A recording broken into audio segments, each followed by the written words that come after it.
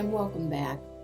The topic for today is women having support or not having support. And I think it's a very important topic. Through much of my career, I don't think I realized or had enough gratitude for how much support I had. First, in my personal life. When I married, my husband was already a technology executive. And early on in our marriage, he said, I think you have a better chance of going farther in your career than I do. I was shocked by that. But he maintained that position and he cooked dinner for us almost every single night. Good, healthy cooking. I hated to cook and he loved to cook. So I would come home and had a wonderful meal ready. And then there was my father, who was extremely supportive. Now, we're talking the 70s and 80s. And he's going around telling his buddies that his daughter's going to become a CEO. I thought he was crazy, or just had too much to drink or something.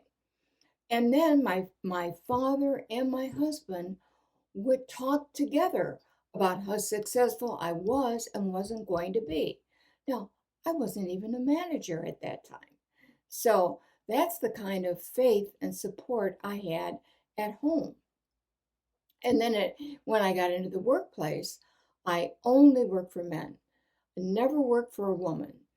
And I would say almost without exception, all of my bosses were extremely supportive. They gave me great assignments, challenging assignments, and had total faith in me, more faith than I had in myself. Now, the only problem, it goes back to the previous video, I didn't get the position or the title, but put that aside. They had enough faith in me to give me these really important projects. Now, I think, like I said, it's very important for women to have support. In 2016, I read about a study that was done. It's a woman who regularly studied women's issues. And she said one of the top 10 reasons that women are not successful in the workplace is because they do not support each other. I was surprised by that. I do have to say one time though, um, my boss had a woman boss, okay, and he was out of town, and she promoted me, and I felt she was really excited about promoting me. And then as I remember, there was only really one time when I felt really disappointed in how a woman didn't support me. I was in charge of a difficult, big project, and really the first woman in the company that had been given that kind of assignment. The project was supposed to take 4 years. We cut it in half to 2 years by working round the clock, 24 by 7. So it was a lot of stress for me because I really had to stay on top of what was happening 24 hours a day. Anyway, toward the end of the 2 years, one of my lead analysts came to me and said, we're probably not going to be able to capture all of the historical data that the requirements ask for and be on time with the project. So I immediately called a woman who was going to be using the project, told her the situation. She said, let me let me check it out. She did and said, it's fine.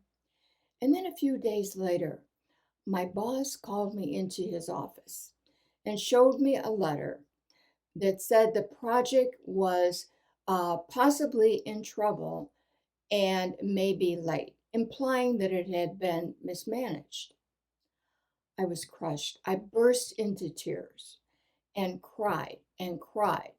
And my boss kept saying, we need to deal with the situation.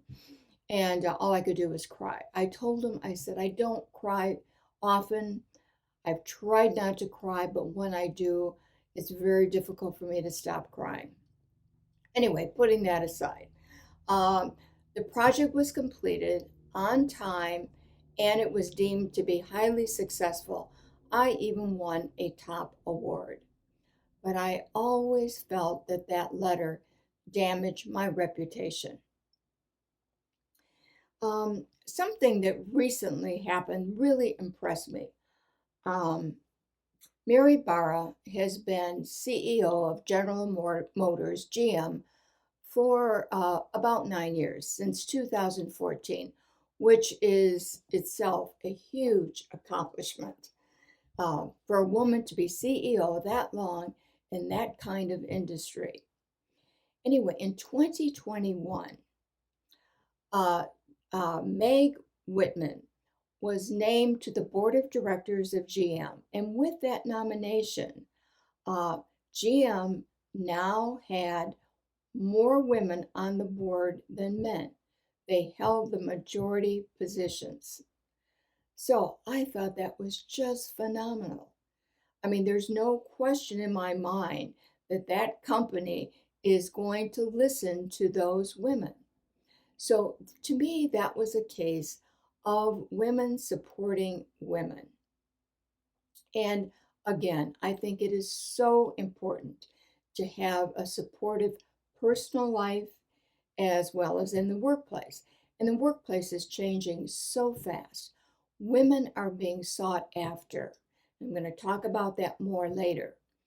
But some companies are going out of their way to help women, especially during difficult times, possibly during pregnancy, or how to get back into the workforce successfully after having children.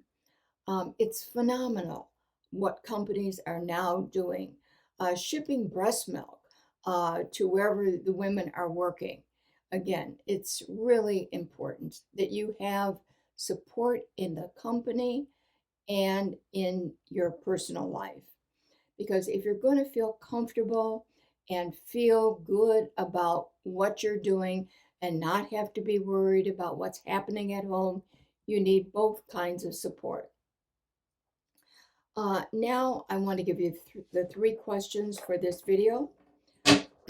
Question one: what do you think about women showing strong emotion or crying at work? Are you afraid of crying or showing strong emotion at work? Question two: how important is it for women to support each other in the workplace? And do you think there is a limit on the number of women that can get ahead in a company? Question three: how important is it to have support in your personal life and your company? Now, I think it's pretty important, but I'm asking you how important you think it is. Do you have good support now? And if not, what should you do about it? The next video is going to be acting tough in the workplace or being viewed as weak. Thanks again for listening. Hope to see you next time.